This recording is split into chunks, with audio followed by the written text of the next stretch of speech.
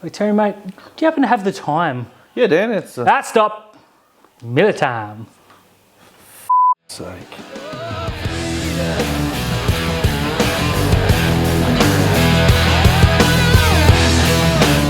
Hey guys, welcome to another episode of Rugby League Outlaws, brought to you by our great friends at Top Sport, onelittlefootyfan.com.au and the Stubby Club. Don't forget to check them out.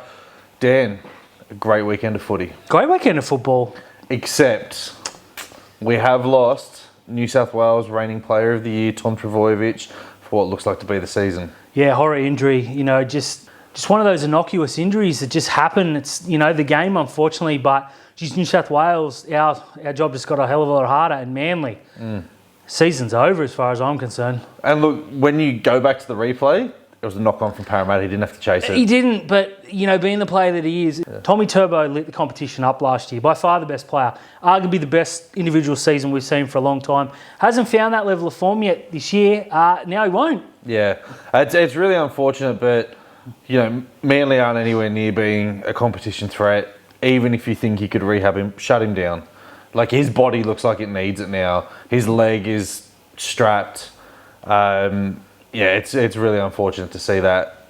Look, it certainly is. There's nothing positive about this, but look, rest up. Like you said, come back next year. Yeah, let's go again. And as you said, now it opens up 2 centre spots for the New South Wales Blues. You know, we're going to do a big Origin show very soon. Absolutely. But, you know, with the rules scaling back and arguably the 2 most damaging backs in the competition out for game 1, it's going to be a big ask for the New South Wales Blues. It is, unfortunately. We'll touch on that next week. We will. Now, some shocking news came out over the weekend that the St George Illawarra Dragons haven't wrapped up this deal with Jack Bird, and the West Tigers have swooped. Look, all we heard for weeks and weeks is that it's done, don't worry about it. You know, Bird said, I'm happy, I'm a Dragon, etc., etc. Was playing really good football. Last 2 weeks, Bird's been, you know, in the bottom few players on the field, hasn't gone looking for the ball. So he fits the Tigers. He certainly does fit the Tigers, but I just felt like he's playing distracted, and now we found out why. Being linked to the Tigers. Yeah, I mean, this is, if there's any player that the Dragons need to keep right now who turns up every week for them, it's Jack Bird. But, you know, if he can get that payday, as we've seen, you know, Jack Bird will chase money over loyalty. He will. And at a detriment to his career too. Yeah. He's done that twice now. Yeah, twice. So, look, a decent pickup for the Tigers to add to Isaiah Papali and obviously Api Coruscant. But where does he play though? Does he sign to the halves? No, he plays on the edge. Look, I thought Bird was having a real good start to the season. A little bit disrupted in the halves, but played quite well. Yeah. I think he's finally found a spot on the edge. You know, he's not one of these players like a Tomaloa who's going to give you 300 metres here and there. But look, in terms of the Tigers, swapping him for Peachy, perhaps. I like it. He's a good player, Jack. You know, he just needs to get himself focused and perhaps having his future sorted out. A 3-year deal at the Tigers is what it sounds like it's going to be. You might see the best footballer over the Dragons, might get the best out of him for the rest of the year, and then he can go and focus on, you know, playing for the Tigers, who look like they're going to take a big leap next year. Can't argue with that. What you can argue though, Dan, and you want to argue about this, is the Melbourne Storm aura. Look, it's gone. The magic's gone. Now, before you jump in, and I know what you're going to say, you're going to be the voice of reason, etc., etc. Melbourne lost 2 games in a row for the first time, perhaps ever, in the history of the competition. They were so bad this past week. 2 weeks in a row now. Cam Munster, ineffective. Harry Grant still played pretty well. Brandon Smith, his mind's already at Bondi. He's having an absolute shocker in comparison to what we've come to expect. Look, I know they're missing Pappenhausen. I get that. But last year they missed Pappenhausen for, 12 weeks? Nico Hines slotted straight in. They lost nothing. He was better than Pappenhausen. Pap came back. They fell down. They fell at the final hurdle. You know, not blaming Pappenhausen. Again, Jerome Hughes is out also. But when you're bringing in Wishart and players of that, Eremaya, Seve, these are not NRL quality players. I think Bellamy's lost the touch. I don't think Bellamy's lost his touch. What he has lost is a core group of experienced players. You can't replace a Nico Hines, as you've seen. You know, Cronulla saw it last week. They took him out of the 7. They had a great, you know, backup to Pappenhausen last year. They don't have that. Nick Meaney's solid. Yeah, he's okay. Without being spectacular. But the players they're missing, what's sweeping through them. Like 2 weeks ago, we were sitting there saying they're the only threat to Penrith. You don't just lose that overnight. when you lose arguably the Form 7 of the competition in Hughes and the best player in the competition in Pappenhausen, it takes a lot out of them. And now Melbourne don't have the depth to cover that. It's true. Now, I'm not for a second saying Melbourne are bad. I'm just saying they're not Melbourne at the moment. They don't have that next cab off the rank. They also, in the last 2 weeks, have played the team second and third. When they played Penrith was second, and this week they played the Cowboys third. They played them both away from Melbourne as well. And the Cowboys are in a purple patch of form, and Penrith have been in the top 2 for 50 weeks straight. So it's not as if they played against... it's not as if they played against like the Bulldogs and the Tigers and lost those games. They lost to 2 genuine premiership heavyweights. I don't think Craig Bellamy, it's panic stations, but he's probably looking at that going, well, how can I rest these players? That's a good point. I'm glad you brought that up, actually, because I have a feeling that Hughes would have played if it was a lesser game. Yeah. They thought, you go up to North Queensland, it's a big trip. Yeah. Even when the Cowboys are bad, and they have been for so many years, that's still a difficult trip. They turn up, new stadium, etc., etc. I think, the loss isn't going to end Melbourne, but they don't have that Nico Hines to come in. They don't have that Scott Drinkwater, who is tearing up for the Cowboys. What is concerning for Melbourne, though, is... 78 points conceded in the last 2 weeks. That's unheard of for them. Absolutely. They still have the second best forward against in the competition. Look, because they've been so good, yes. Yeah, amazing. But Marion Seve comes in. No, terrible player. Never again. Never, ever again. Now, sticking with the Cowboys here, you think the Cowboys have been incredibly lucky? Yes, I do. Yeah. I believe they've been lucky. Not to say they haven't deserved their wins, and they're not beating teams 10-8. They're flogging them. But... they played the Melbourne Storm, minus all, half their spine. They played Parramatta in Cowboy-esque weather, which was dumb from Parramatta, but that's another topic for another day.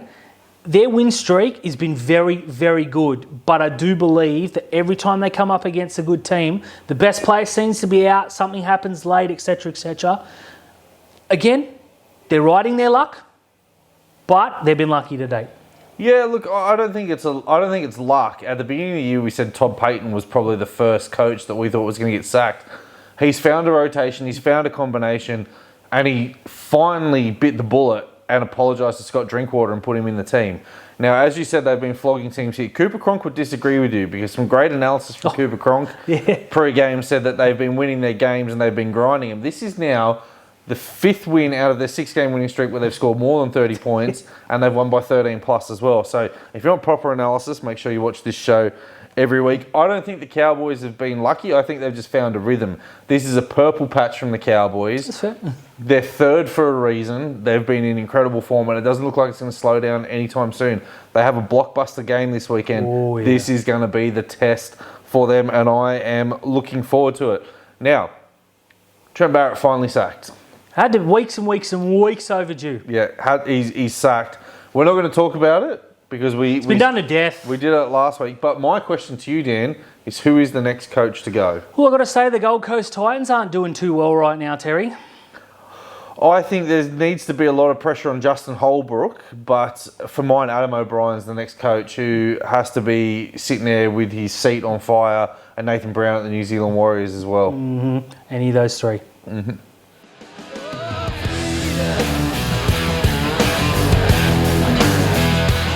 Dan. Talk to me, Terry. It's highlight, lowlight week. Oh, it's plenty of highlights this week. There are. What has been your highlight? For mine, it's the ageing players making their debut this week. Lockie Miller, 27 years old, a great backstory, had an incredible game. An Olympian rugby sevens player, travelled all around the world to play footy, gets his shot in torrential conditions up on the Gold Coast. I was terrified for this kid. Second best player on the park for mine. Absolutely. And then obviously Zach Docker-Clay, a journeyman, bounced around. I think this is his second stint at Parramatta. He's been at Canberra, he's been at Penrith, finally gets his debut. Didn't let anyone down. Both of them get a W. That's my highlight. Mate, I love it. Going back to players that have, debuted later in their career. Cody Walker. Yeah.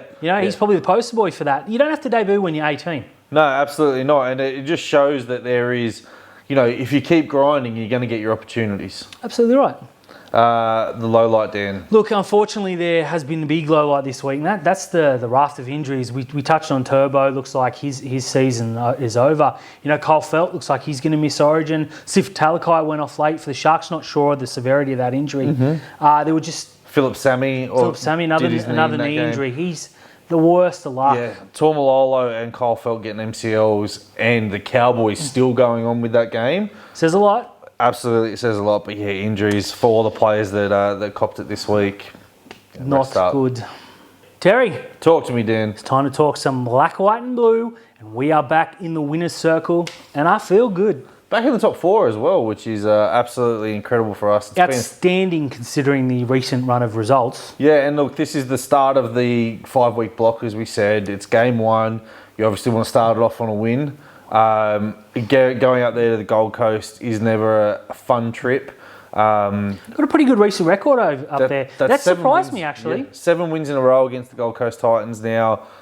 Torrential conditions. It's always raining up there. I didn't think it was going to make for an entertaining game of footy. Turned out to be one of the best games of the weekend. Was really good game of football. Lots of attack, lots of points. At half time, I was a little bit, this game's pretty bad. Second half, both teams said, yeah, let's go. Let's play some football. Half time, I had Brisbane vibes. 6-6. We had been by far the better team. Lots of possession, yeah. Yeah, lots of possession, lots of tackles in there. 59% possession in the first half. Had all the line breaks, all the momentum. A great kick from Nico Hines, but Jermaine Ozako, an even better player, they go up the other end and score. That was a ripper. Connor Tracy pegs us back. Second half, it was the Lockie Miller and Nico Hines show. It certainly was. Not enough positivity. I mean, Nico's been very bad the last week and a half. And I had a message, someone who shall not be named, but we both know who it is, Paul, who said that Nico's been terrible the last few weeks. And Nico read that message at halftime because he came out, was on fire. He kicked that Titans team into submission. Just pinned it to the corner, run and pin him down. He led the chase on 4 out of those 5 kicks too. And Moylan's right there with him. I was about to say Matt Moylan's kick that chase is was just... superb. That's what you want to see. It can't always be these smooth backline movements or these, 40-metre field goals on the bell, etc. That's good halves management, game management. Yeah, he did. The first one he attempted in the first half, he went for a 40-20 and he didn't get the bounce, the angle right. But you saw that the Titans forwards were struggling to get back. So in the second half, he knew that there was a game plan there. Third tackle, poor line speed from the Titans. He was just kicking it downfield, turning Jaden Campbell around. And then third tackle, fourth tackle, the Titans players still aren't onside.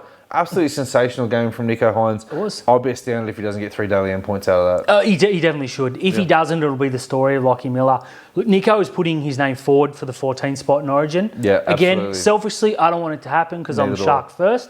But, I mean, if he plays like that every weekend, it's going to be very hard to ignore. Now, speaking of 14s, Lockie Miller has probably put his hand up to jump Braden Trindle to take that spot. Yes, he has. For mine, it is an absolute no-brainer. We might see him named in the centres this week with Sif Talakai under an injury cloud. Hopefully Sif is okay because he's been very, very good. He was very good today. But I do have to say, his best runs came when he went into the middle and took the hard hit-ups. I'm just itching for him to get back in the middle. I think Fitz would probably go with Ronaldo at centre and Ikavalu on the wing because we're playing the Roosters. It's a very fair call. It's going to be a tough contest. If we were playing someone like the Dogs or the Tigers, sorry, not the Titans, we just beat them, obliterated. Yeah, but if you were playing a team that you're expected to get the win against, I think he might try Miller in the centres. But I think Fitz has shown his hand to try the safety first option, and he's already picked Mulatalo and Ikavalu as a centre wing combination as well. Going back to Lockie Miller though, in terms of your expectations versus what was delivered, that's got to be right up there with the best we've seen. Yeah, look, that was an absolutely outstanding debut. He dropped the ball backwards. Some of those bombs that Jaden Campbell put up were absolutely terrifying. Came down with snow on him. Yeah, the one where they scored the try under the post. I actually thought he hit that off the post. I didn't think it was. I thought he was just trying to bat it, knock it dead, absolutely dead. But other than that, he took everything that came his way, and he took his opportunities as well. His footwork, late footwork at the line, and that bomb that he let bounce, catches it, runs 70 metres to score. I rode that the whole way home. Me too. Now I want to single out Ronaldo Mulatalo. Yeah, absolutely. This guy had another wow of a game. Leading the line breaks, I think he's up to 13 or 14 now. 16, even better. He absolutely sent Jermaine Ozako, I believe it was, into row C with a hit. Yeah. Picks him up. Pats him on the head. Well done, mate. Hope you're okay. When the fight, he ran across and he grabbed players, got between them. The maturity. In the background of Lockie Miller running through, There was no happier person in the universe than Ronaldo Mulatalo. Now, remember, Ronaldo was the one who gave Metcalf his first try when he could have had his hat-trick. That's right, he did. Yeah, so, I mean, Ronaldo just, he's everything that Fitz wants in a black, white and blue player. He is a shark. Now, let's talk about his wing partner, Sione Katoa. I know where this is headed. A mixed game, some really good runs off his line. Some really good runs. Dropped a bomb, was safe in defence, but the brain snap. I have no idea. If we're going to target Jesse Raymond for his, what people call a brain snapping round, this is the definition of a brain snap. Completely fair. I didn't know what happened because Toby had him. Brinson was going nowhere. And at first I thought, did he kick out? Or something like this. He barely touched him. Yeah. For Sione to go in, what was he thinking? 24-12, 6 minutes to go in the game. If you think he's kicked you, Lay down. Go and be a snitch Yeah, to he the kicked touch me, judge. ref. Go and, run to the referee and say you kicked me so that Ashley Klein's got to have a look at it. Or wait to the end of the game and be like David Clemmer and pretend you're hard. Yeah, get have him a after. go at him, Point to the scoreboard. They go down and score a try, 24-18. Game on. If they score a try and go into Golden Point and then the Titans win the game, I don't think we see Sione Katoa for the rest of the season. I don't want to see him next week. Yeah, it was pretty bad. It was, Ramian's was a 50-50 decision that just went wrong. This was I had a moment, stood there, saw him, and went in. He had to know there was a penalty given away. Toby had him, and you saw Toby look up and go, what? Yeah, what'd you do, mate? And props to Toby, though. Jared Wallace came in, and he got him good. And then Toby threw him away, and Royce Hunt walks across, and everyone goes, sorry, sir, my bad. Sorry, Mr. Hunt. Absolute brain snap. But speaking of Toby and the forwards today, they really stood up. Toby was great. Wade Graham's best game in about 3 seasons. A long time. Cam McInnes just showing what an absolute monster steal he's been. Royce Hunt, form of his life. Teague Wilton came off the bench with a bee in his bonnet, and our boy Britton Nakora just doesn't put pen to paper. No, look, he hasn't. And at halftime, I was saying, if he hasn't, I'd let him go. But he came out and showed me in the second half. I was very, very impressed. He ran a good line too, and he almost had a try in the second half. I'm still 50-50 on Britton, but today, very, very good. Jack Williams, BHU, re-signing during the week. Fantastic. Hamlin Ueli was the one we were a little bit worried about because he was linked heavily to the Dolphins. And he's the forward that we've missed the most, other than Dale, of course. Yeah. Very, very happy. Williams, if we get 2021 Jack Williams in the future, bargain. What we have with Jack Williams re-signing, though, is depth. And absolutely. That's exactly what you want in there. Now, the black jersey curse. It's over. We're 2 from 2. In the rain. Oh, my God. Anytime it's absolutely hammering down with rain, Sharks put the black jersey on. Please, 100% win rate.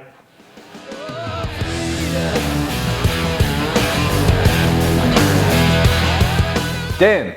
Talk to me, Terry.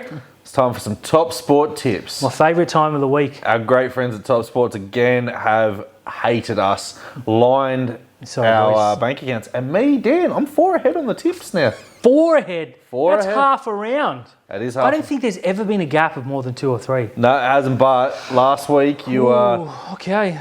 Me taking the Cows was an absolute genius, and I did pick the Cows 13 plus. Let's get into the games. Thursday night. 4 points. Terry. Yeah. 4 points, Dan. 4 points. Let's go. I'm going to tip perfect round this week. It's like a Nico Hines try ahead. It is. Nico Hines. Thursday night footy back in Melbourne. Melbourne Storm against the Manly Warringah Seagulls. Now, Jerome Hughes, all the talk is he's going to play this week. Neither team has a fullback.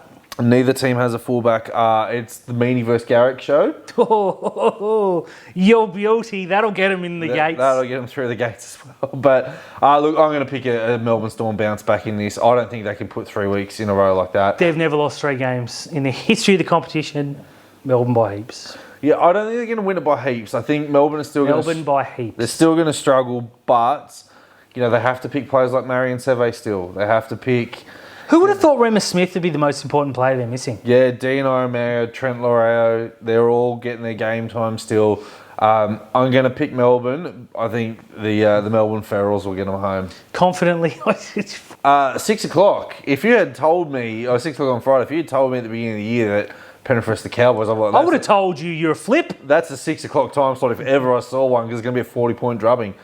This is a game of the round. Yeah, I'm not happy about this. I may actually leave work with a little bit of a tummy ache about 4 o'clock on Friday. This is unmissable. I'm, obviously they're going to go into Panther Stadium. Penrith are probably going to open up at $1.30 favourites.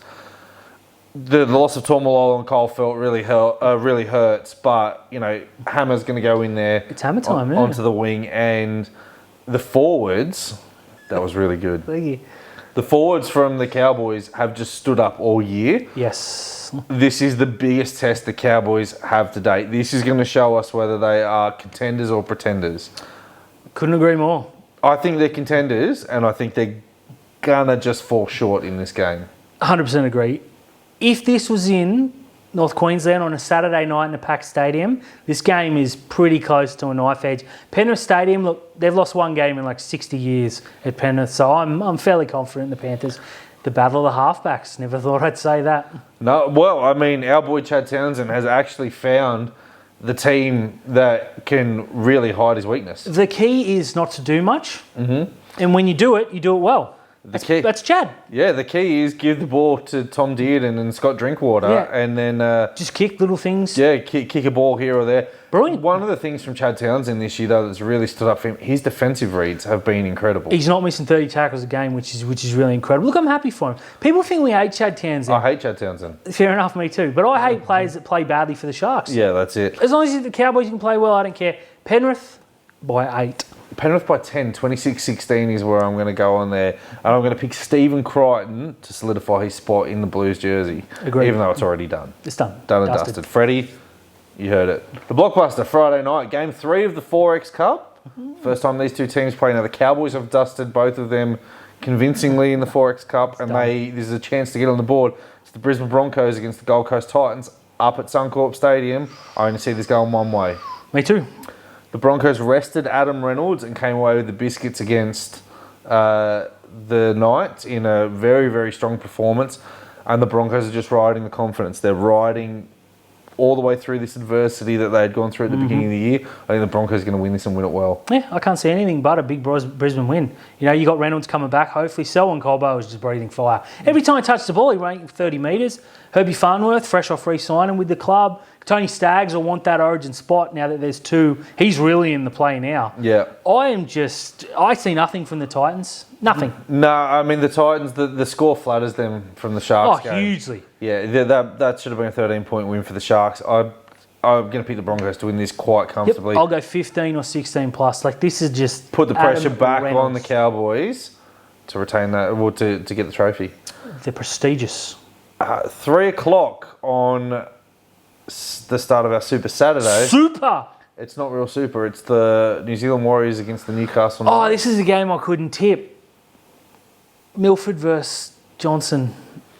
In the will they or won't they turn up cup? Yeah, look, Sean Johnson had a really decent first half for the Warriors and then just evaporated. When you needed him most, he went completely missing. I had to Google whether he was still on the field, honestly. He put too much pressure on Dayan Arce. Yeah, and Reece Walsh. The kids are like 19 and 18 or both 19 respectively. No, you got to stand up. You're the bloke who's on almost $1 million. You got to win that game. No excuse. And here's the other thing from Sean Johnson. Now, this might be an unfair criticism or what, but Reece Walsh, an okay goal kicker, had 2 horror strikes from the sideline. Surely Sean's going to put his hand up. Yeah, so don't get me wrong. Reece Walsh has been kicking at about 90% this year, especially from the touchline. He had a real good. I think it's the first one he missed from that side. But young kid, 2 bad misses, gets in their head. Yeah, he should have put his hand on his shoulder and said, "Oi, let me take a few, mate."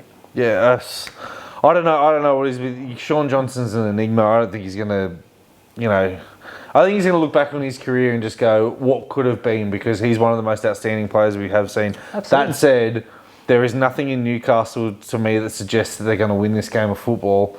I'm going to pick the Warriors because I flipped a coin and it came up Warriors. Well, my coin came up Newcastle. And I have 0 confidence in the world. I'm not confident in either of them. This game, though, has a little under story. Reece Walsh, Kalen Ponga. Origin, number 1? I'm going to say that they're going to go with Ponga because he is the better player at the moment. But Reece Walsh is the individual form that Reece Walsh is in probably. Yeah, I'm picking him. Probably exceeds what Ponga has done, but I think they'll go safety with Ponga. Fair enough. 5:30, South Sydney Rabbitohs against the West Tigers.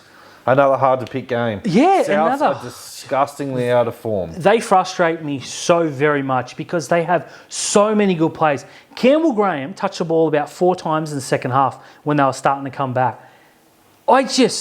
To say they miss Adam Reynolds is the biggest understatement I'll ever make. Yeah, I mean, Lachlan Ilias looks like he's going to be a good footballer, but it's a couple of years away from happening. Yeah, and there's too much pressure on a young kid. Cody Walker, what's going on? I love the bloke. If he signed for Cronulla tomorrow, I'd be over the moon. But right now...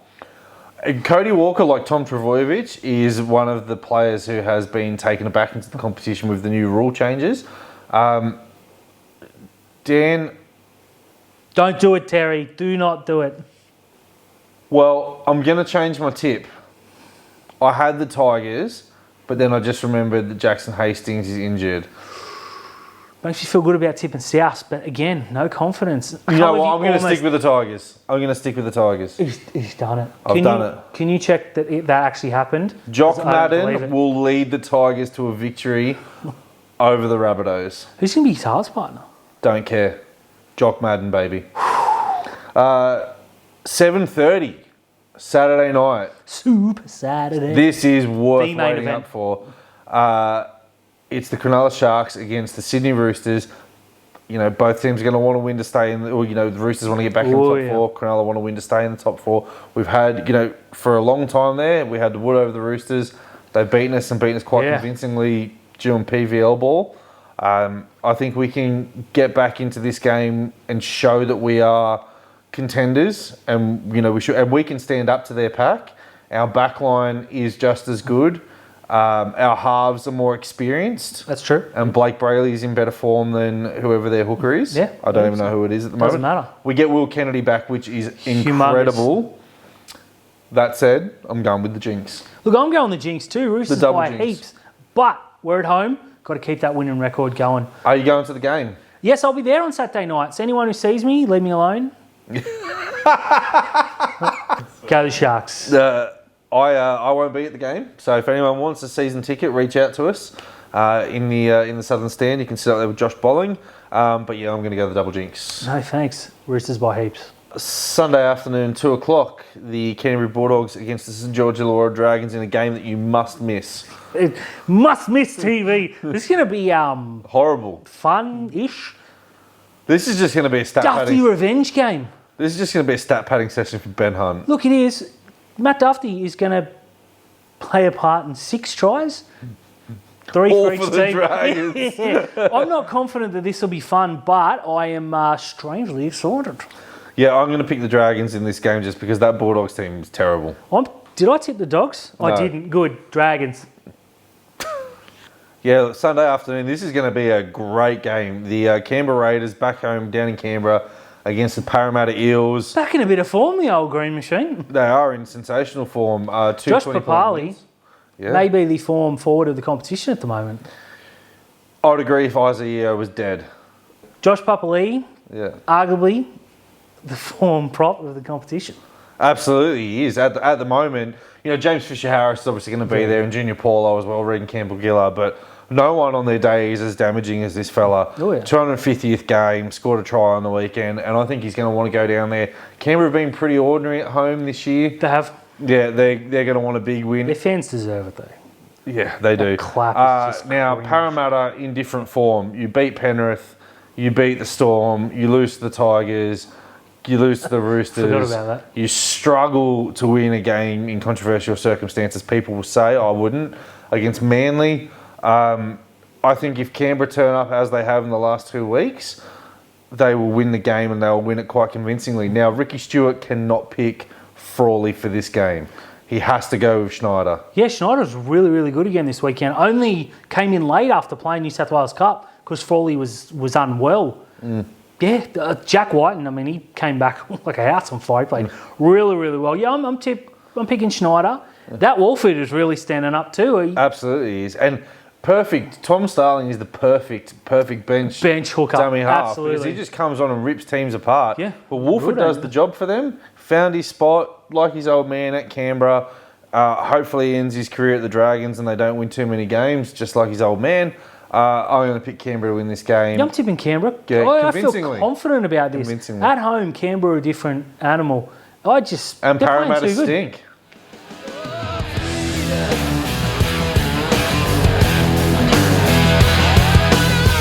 Hey guys, thanks for tuning in to another episode of Rugby League Outlaws, brought to you by Punctured Media, our great friends at Top Sport, onelittlefootyfan.com.au and the Stubby Club. Don't forget to like and subscribe, check them out, give them some ratings, trash Dan and I wherever you can. Sick of you saying to trash me, Terry. No. I don't deserve it. You do. Yeah. If anyone deserves it, it's you. Do it. We absolutely appreciate all your support that you give us on here. Genuinely, thank you. We do. And Dan? Rugby League, baby.